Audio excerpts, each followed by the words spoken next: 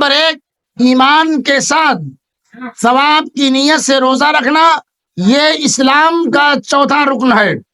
Number 2 ایمان کے ساتھ اور ثواب کی نیت سے نماز تراویح اور آخری عشرہ میں نماز تہجد ادا کرنا، یہ دوسری خصوصیت ہے۔ نمبر 3 رمضان المبارک کے مہینہ میں قرآن مجید نازل ہوا، جو لوگوں کے لیے ہدایت ہے اور اس میں ہدایت کی اور حق و باطل سے جدا کرنے کی روشن دلیلیں موجود ہیں۔ نمبر 4 اس مہینے میں لیلۃ القدر ہوتی ہے، جو 1000 مہینوں یعنی 83 سال 4 مہینے سے بہتر ہے، ایک دن کی رات لیلۃ القدر والی۔ نمبر 5 اسی مہینے میں اسلام کا عظیم معرکہ غزوہ بدر پیش آیا، جس کے ذریعے اللہ تعالی نے حق و باطل کے درمیان فیصلہ فرمایا، چنانچہ اسلام اور مسلمانوں کو فتح حاصل ہوئی اور شرک مشرکین ذلیل و پسپا ہوئے۔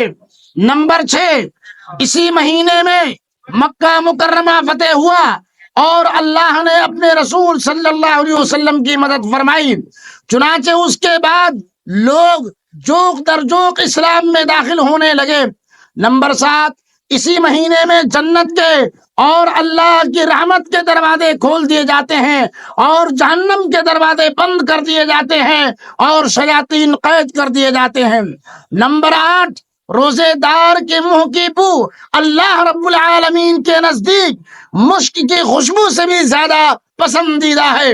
نمبر 9 روزے داروں کے لیے فرشتے استغفار کرتے رہتے ہیں یہاں تک کہ وہ افطار کر لیں۔ نمبر 10 اسی مہینے میں نفل کا ثواب فرض کے برابر اور فرض کا ثواب دیگر مہینوں کے 70 فرائض کے برابر ہوتا ہے، سبحان اللہ۔ نمبر 11 رمضان کے مہینے میں اللہ کی رحمتیں نازل ہوتی ہیں، گناہ بخش دیے جاتے ہیں اور دعائیں قبول ہوتی ہیں۔ نمبر 12 رمضان کے مہینے کا پہلا عشرہ رحمت کا، درمیانی عشرہ مغفرت کا اور آخری عشرہ جہنم سے آزادی کا ہے۔ نمبر 13 رمضان کا مہینہ صبر کا مہینہ ہے اور صبر کا بدلہ جنت ہے۔ نمبر 14 جب رمضان کی آخری رات ہوتی ہے تو روزے داروں کو بخش دیا جاتا ہے، جیسا کہ مزدور جب اپنا کام پورا کر لے تو اسے مزدوری دے دی جاتی ہے۔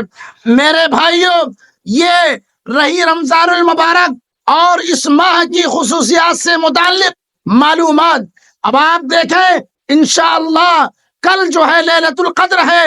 اما عائشہ رضی اللہ عنہا نے نبی صلی اللہ علیہ وسلم سے پوچھا کہ اگر میں لیلۃ القدر کو پالوں تو میں کیا کروں؟ آپ صلی اللہ علیہ وسلم نے فرمایا کثرت کے ساتھ یہ دعا پڑھو، اللہم انک عفو تحب العفو فاعف عنی۔ میرے بھائیوں، یہ اس ماہ مبارک رمضان المبارک کے سلسلے میں کچھ اہم خصوصیات تھیں، کچھ اہم معلومات تھیں جو میں نے آپ حضرات کے سامنے رکھی ہیں۔